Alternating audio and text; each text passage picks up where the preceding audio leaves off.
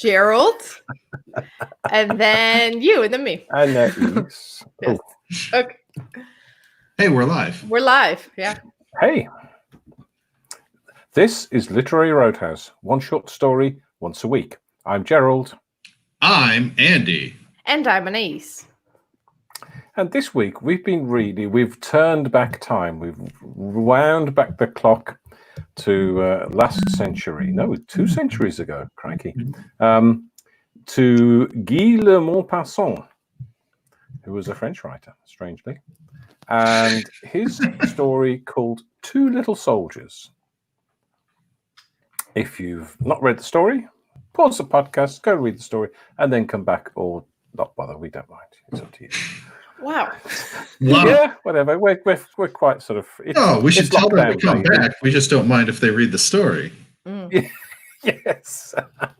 Yeah, come back, people. Don't leave us. So, Two Little Soldiers. Two Little Soldiers tells the story of two great friends, Luc and Jean. Soldiers who together take off each Sunday from their barracks to the northwest of Paris, which is in France, by the way, to walk in the countryside. They take a simple. I gotta try. I just thought I've got to try not to be snarky about Americans. Sorry. You know what? I think Gerald can't handle the summary for 2 reasons. One, go on. He assumes Andy and I have no idea about anything in France or Europe in general, which I will say I did double check where some of these towns were, but not like the big ones. You know, I knew like the major rivers, but also, Gerald, I'm getting the sense you didn't love this story. Well, we'll get into that. Oh, okay. Because you're doing the summary thing. You're doing the summary thing you do when you don't like a story, where you're like, okay, so then this happened, and then this happened, and whatever. Like, okay. Well, maybe I'm doing that to deliberately mislead you. Maybe I love the story. Ooh. I think we need to do what do they call it? A discussion to find out what I thought about it. You know that meme that's like, I'm 4 parallel universes ahead of you or something like that? That's Gerald right now. Like some meme. I'm a living, breathing meme. Yes. I finished we'll get back to the summary one of these days. We finished Devs this week. Mm-hmm. Very good. I don't know if you've seen it. No, I haven't. Very, very good. I haven't heard of anything about it. I don't know what this is. Yeah. It's based in America, for goodness sake. Well, lots of things are based in America, Gerald. That's why we don't need someone to explain American geography. Everything's based in America. Yeah. Well, that's what I feel anyway. Where the sun is. Well, I don't know. Things might be less US based moving forward, but that's a different subject. I don't know how many America Saves the World movies we're going to tolerate in the next decade. But yeah, anyway. Devs. Yeah, it's full of Americans and it's based in America. And it's anyway. It's grabbing 80% of media. It's good. Anyway, two little soldiers. Remember that? Yeah. Luc and Jean. So they take off each Sunday from the barracks to the northwest of Paris to walk in the countryside. They take a simple picnic where they sit and think quietly. Each week they observe a young village girl who comes to milk a cow. They have brief conversations with her. Gradually they spend more time with her and she begins to trust them. Then one Tuesday, one of the friends, Luc, Debs is also, yes, thank you, Mark. Yes, Debs is also. Then one Tuesday, one of the friends, Luc, asks for some leave and stays away all day. I think we know what's happening, don't we? Then he does again on the Friday. He's away from barracks for several hours. The next Sunday on their walk, he was different somehow. When the girl came, she threw her arms around Luc and they went off together to milk the cow and engage in a little woodland love. On their way home, the two little soldiers, Luc and Jean, stopped at the bridge as they always did. And then Jean leaned over further and further until he fell into the river and died. Sad. The end. Great. Okay, I will say this. It's a summary. My review of this story has already gone up several notches just from hearing Gerald say woodland love. So it was worth it for that. Right. Our reviews are very personal. It's not about the story, it's about how you feel about the story, and Gerald just affected how you feel about it. Yes.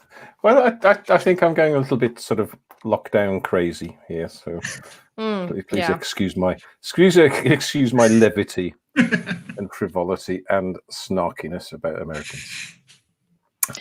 So, I mean, we're also snarky about Americans these days over in America. Yes. So. Yeah. Yes. Well, same here actually. Anyway. Well, we've got our glorious leader giving us a pre-recorded address to the nation in about 2 hours. Hurrah! Lucky you. Yeah. Well, it's I don't know what it's going to be. It's going to be some nonsense about not locking down or locking down, and he's changed the slogan, and you can go out, but you can't go out, and right. That's like, I don't know if you've seen that video where it was like, stay home unless you need to go out, then go out. Wear a mask unless you don't have a mask, then I guess make a mask. Like this, or don't wear a mask, you don't need to. Actually, you do, and then just like the back and forth, and just like a whole Anyway, so Andy, yo, what did you think of the story? You've been bearish on it. Yeah, I don't. What happened in this story? Nothing happened, and it wasn't fun to read. Nothing happening.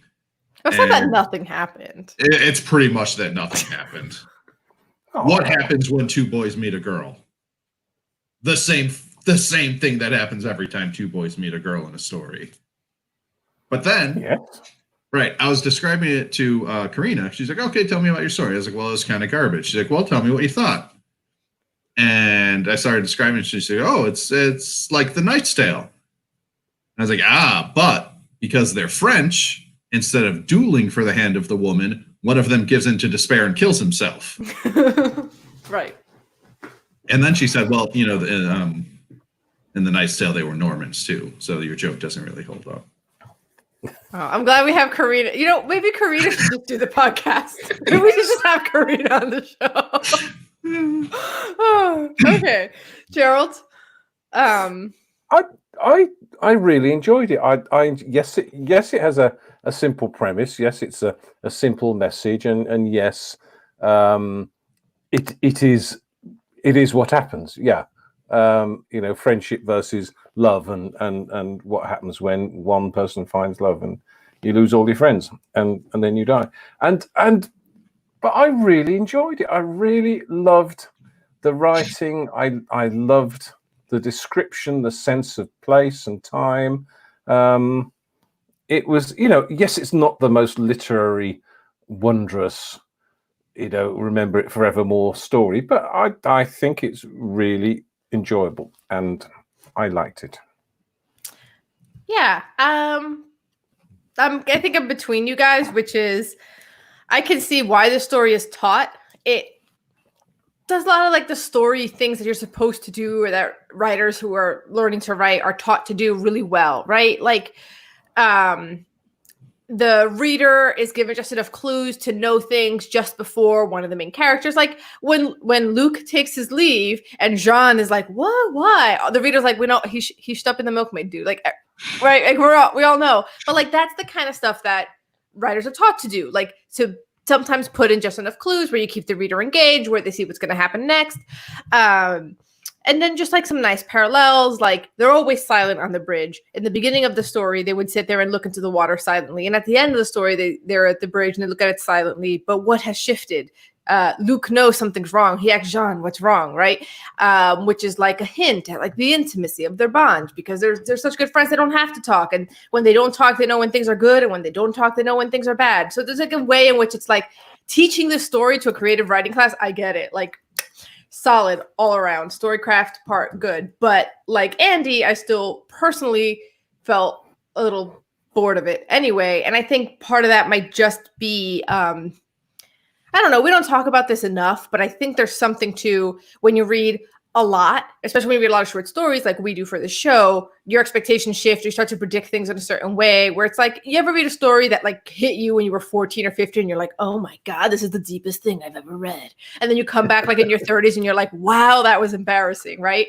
And it's just like experience and exposure. And I wonder if that's what's happening to Andy and I when we read this story. Because technically it's good, but we're just like, you know. Yeah, I can see your point, and I'm not defending it because we don't defend our stories. We don't. It was just. I do. You know, it was a story. Yeah. I do all the time, aggressively. Yes, you do. Yes, you do. But I don't, because it's only a story and it's only words, and you know, words never hurt anyone. And so I think it's the simplicity of it. I think. It's kind of hard to view it without remembering when it was written, and so if you take that out, then yes, not much happens. It's a nice story. It's beautifully written. It's well drawn. Blah blah blah. So I kind of get what you're saying, but I think it's a bit better than that. Okay. See, for me, I don't know.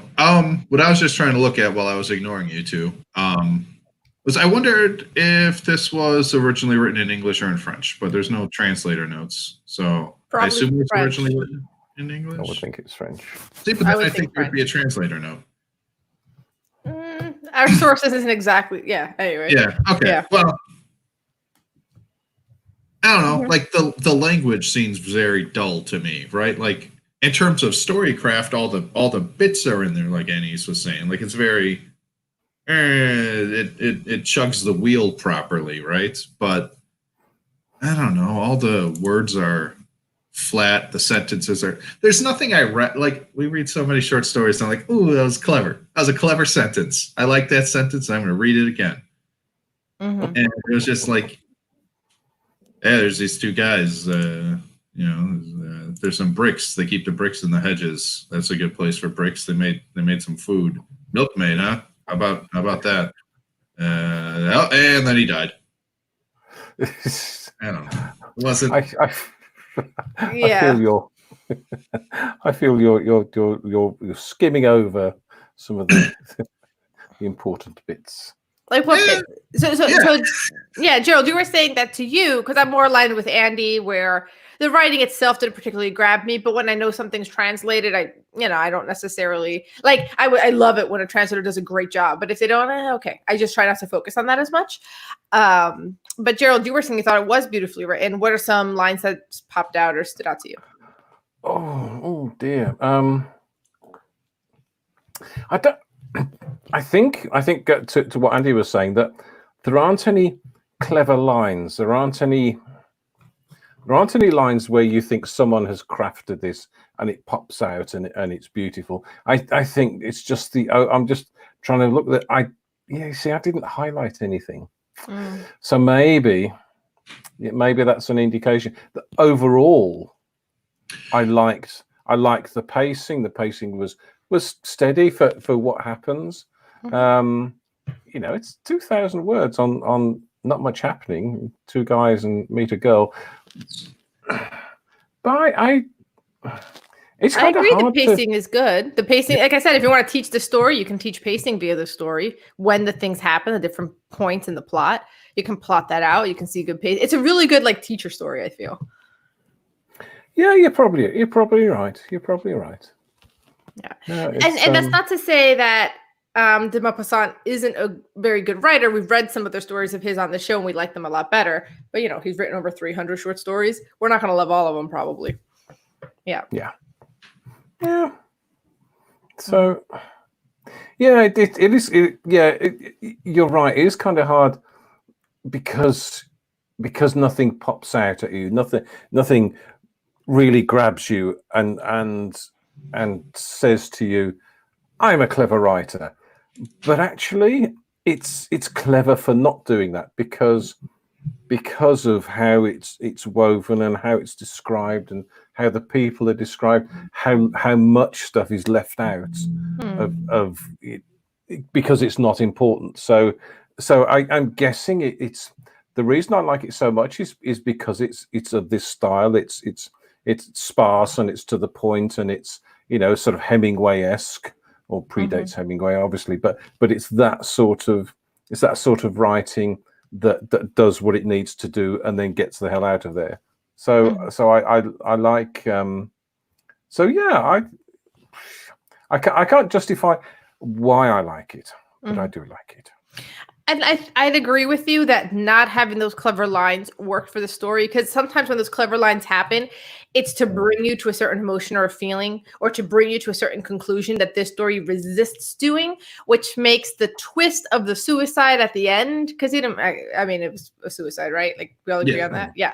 The suicide at the end, have a little bit of surprise, right? Like, I mean, once he starts leaning in, you kind of know what's coming, but you don't expect him to leap off a bridge before you know what I'm saying? Like, just because they're on a bridge, you don't expect them to do it. Where if I think you had too many lines pointing the reader into a certain emotion or into a certain conclusion, you would have seen that coming a mile away, right? Yeah. And that bridge was woven into the story before that as well. So it's you didn't have a aha. There's a bridge, therefore this means something. It's just part of the story, and I think that says a lot about the how he writes the story and how he puts the things, the environment, and the places that the story carries out. It's not just him. They don't just sit down. They go for a walk and they pass this and they go over a bridge and they go down this one. I just like that. It's like you're sort of taking on the walk with them, and you're enjoying, and they enjoy the time together because it's peaceful and like you said, Ernest, they're very good friends, so they don't have to make conversation. They talk if they want to talk and don't if they don't. So that's yeah. Okay, so it kind of seems like what we're most bored with is the tale as old as time. Two dudes are best friends, meet a hot chick, fight over a hot chick, right? This one's a little extra dramatic with the suicide. Like, okay, wow, Jean, please. Although you can say, they don't say if it's wartime, but you get the sense that it's wartime, right? Did you guys get the same sense? Yeah. Sort of like ration food, poverty, draft from the rural areas. So, there's other reasons why this guy might be like, you know what, I'm done living. Yeah. Not just milkmaid related drama, but why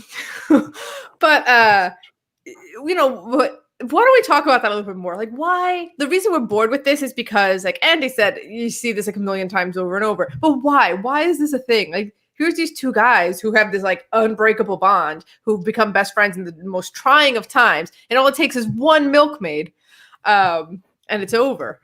Why? Did it seem realistic? Well, maybe because anecdotally and traditionally, men have a problem with their emotions and don't express them, don't talk about them out loud. So maybe this is one of the sort of strongest emotions, where you have a male bond between two men, which is really strong and so comfortable, and it's a really great thing, and obviously Jean really likes the fact that they go on these walks together and they just sit around, and I think it's then ripped apart, and he's lost his best friend because he sees, it's not just the fact that they've met the milkmaid, but the fact that he hasn't talked to his friend about the milkmaid. He went off and for a day or something. They didn't talk about it. He didn't say, hey, I'm going to see that milkmaid today, which would have been better for Jean, because then he would have felt sort of somewhat involved, but he was just cut out. He was just dropped by Luke, the swine. And so I think that's why I think men can relate to this and can understand this, where they don't have a lot of other emotional engagement in life generally. I think anecdotally and traditionally, that's what is thought.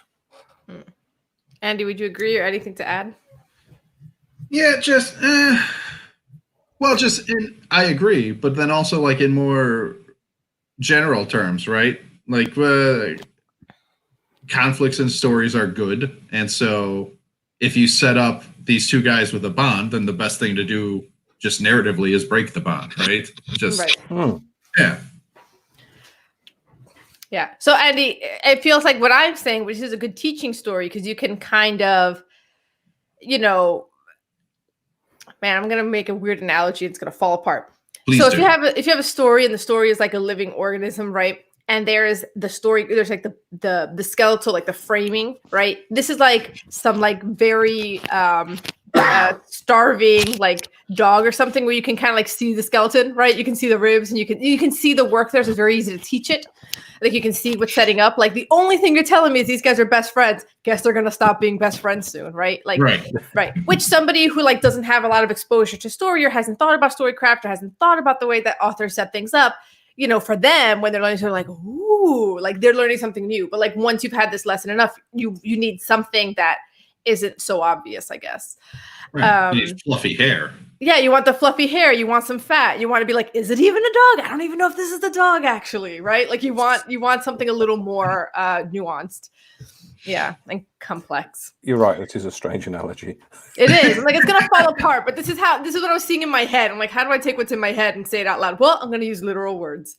So I think it would be like if those two men went to war and they were in a war situation, and one of them was shot and was dying or something, and that'd be a similar sort of thing that he was losing. But then the friend would be involved. I think what makes this more stark and more emotionally disturbing for Jean was the fact that he wasn't involved in the loss of the friendship. He wasn't. Not that Luke should have discussed it, but Luke, I think to Jean's mind, I think Luke should have at least said what was going on, because he didn't know until he saw them together. He's obviously not very bright, but until he saw them together on the Sunday, he didn't twig what was going on. He didn't understand, and I think it came as a shock to him. And I think, so yeah, I think that's I think it really hit Jean very hard, and he obviously couldn't deal with it. Mm-hmm. Yeah. So we have a guest comment saying it's a bit of a cliche nowadays, but at the time it may not have been that much of a cliche. After all, the Maupassant is absolutely a classic, which is totally true. Because Andy, you were like, "This is a Knight's Tale." Yeah, like way before. Well, yeah. Well, I think it was already a cliche. Like he does some nice work with the cliche, and I'm not even saying being a cliche is bad, right? But I don't know. That's a pretty old story. 2 boys and a girl. That's though, it is, if you wanted, if you stop focusing on the 2 boys and a girl and you focus on the 2 boys, it gets kind of funny, because it's like a few things are happening here. One, Jean thinks he's the one doing the wooing, because he's the one who invites the girl to sit with them. He's the one doing all of the talking, and Luke's the shy one. So to him, Luke's the third wheel the whole time. And then all of a sudden he sees them making out. It's like, what? I was the world's best wingman? Like that was a complete, like if you focus just on them, it's a bit funnier. Yeah. Yeah. It's not supposed to be funny though, because Jean commits suicide. Yeah. But it could have been one of those funny suicides, that you read about. Yeah, one of those funny ones, yeah. But also, I was going to say, and Jean never asks Luke. He's like, oh, why did Luke take leave on Tuesday? Doesn't ask him. Why did Luke take, leave on Friday? Never asks. Dude. Yeah. Maybe he knew. Maybe he secretly knew, but didn't want to know. He had to. Yeah, we all knew. Yeah, more than losing the girl, right? It was losing the Sundays. The Sundays were their little special time where they were away from, the war and everything, right? Yeah. Sundays when they go back home. Oh, this place, it reminds you just of home. Oh, this is their special Sunday. Yeah. Yeah. He's feeling rejected by both of them. Right. Yeah. Yeah, but then suicide's a little... Well, French. French, yeah. Yeah. Oi, oi. That was me apologising earlier for snarking about Americans. We're just living true to the stereotype right now. Right. Aren't we all? So yeah, there we are. Okay, so do we have anything else we want to say? I've gone through my notes, basically. Are you ready to rate? No. Yeah. Yeah. I'll go 5. 5. 5. Wow. It's a All right, damn Gerald. good. It's that it may be a cliche, it may be very simple, but it was really well written. I enjoyed reading it. I enjoyed reading it a second time. The thing is, I agree with you entirely. I just disagree about how many points that's all worth, right? Like, I'm not mad that it's a cliche and it's well structured. It just didn't get me. Yes. It was a dull to read. Like the act of reading it, the words were boring words. Oh, there could have been exciting words. Tell the same story but with exciting words, and then I'm on board. I don't know. So, Andy, what are you giving it? I'm gonna give it a 2. One of those points, though, is for Gerald saying "Woodland Love." Wow. Wow. I'm glad. I'm glad that's again, what I don't know. I also agree with everything you guys said in the discussion. Right? It was. It's a well-structured little thing, and all the clicky wheels move in the right way, and it's kind of an interesting story to think about structurally, and it's crafted properly. But like, I don't know, man. It's not. There's very few jokes. That's true. Yeah. There's many authors right now who want to get their work on Literary Roadhouse and want to win Andy over. You got to have at least one joke, right? And like one funny phrase. Yeah, and clever words. You got to have clever words, right? Not the boring words. Use the good ones. Yeah. And be brave. Put that joke right after the suicide, right? Or right before, during. You can say it as he's falling. Yeah. Yikes. Yeah. Well, what kind of people are always in a hurry? Russians. Oh my god! All right, I'm coming in with a 4. Like I said on the show before we started recording, I'm coming at a 4. I dare you to move me. I was not moved. 4. Okay. It's good. You should definitely teach it to people. It's good. Yeah, and you know what? The fact that it's short saves it. It's only 2,200 words. If it had been 10,000 words of this, and you kept talking to me about every single crossroad and every single baker you met along the way, I would have been less forgiving. So that saves it too. And that's what makes it a good story because they didn't. He left. You know what else? Let me circle back. Just staying at a 2. Good story to teach. 2 to read. I didn't want to read it. Right. Yeah. Yeah, and another good comment, which is the weird word from a listener. The weird words and funny phrases may have depended on the translation, the talent of a writer to make a translation sound really native, which is true. Yeah, we're saying that right. earlier. Yeah, that's one of the things I was trying to say earlier. Yeah. You know, but with boring words. Right. Maybe if I spoke better French and read it in the original, then I'd give it a 3. Wow. And then you get to come on the show and say, well, I read it in the original. And then we're like, ooh. Right. Yeah. So there's many benefits to having read it in the original. All right. Okay.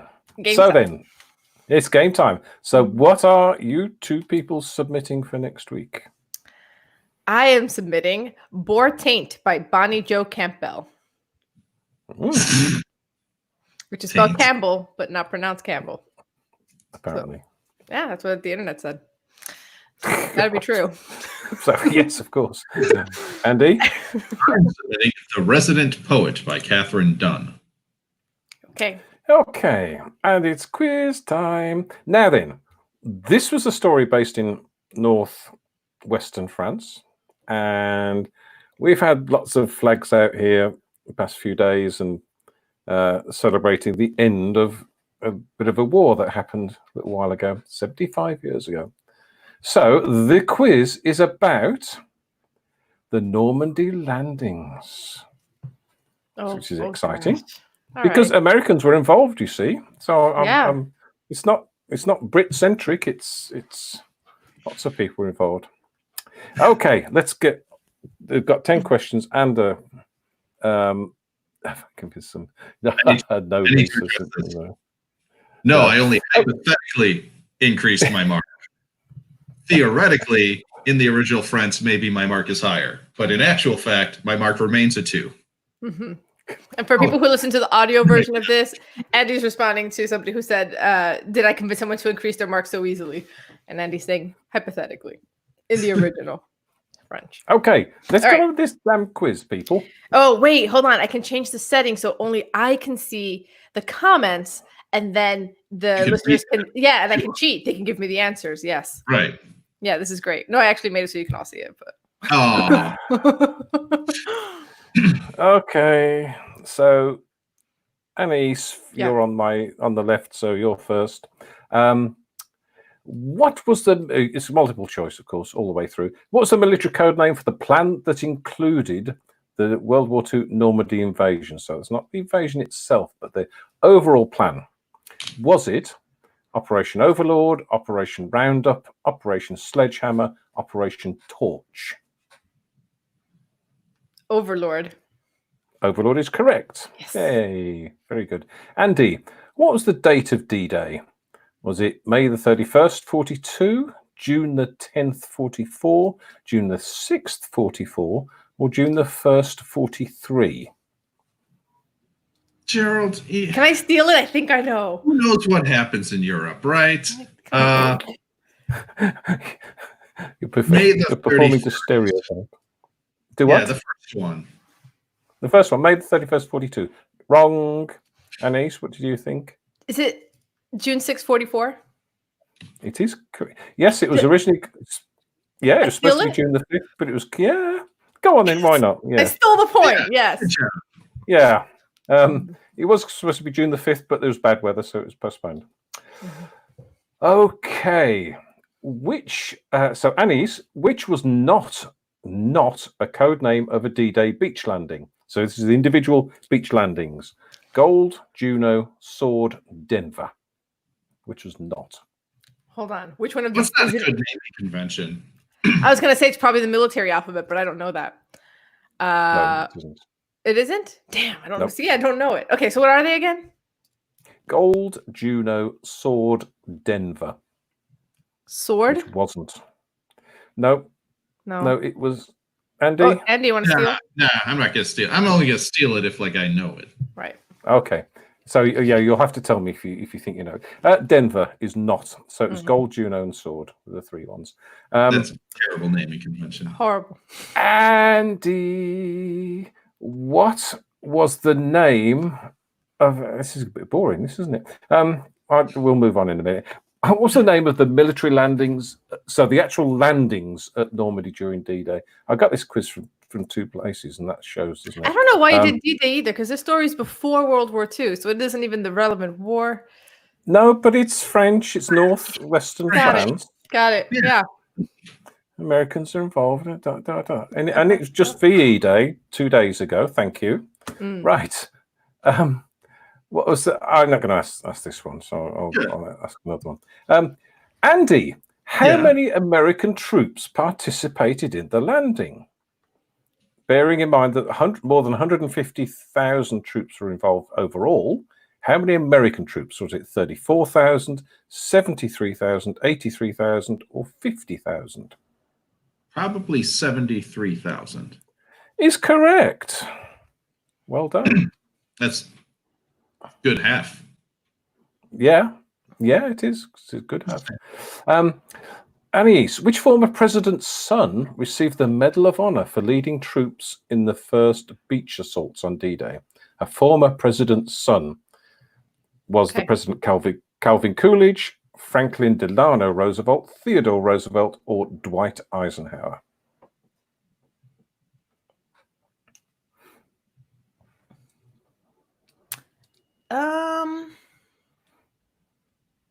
I feel like Teddy's son would have been too old. No?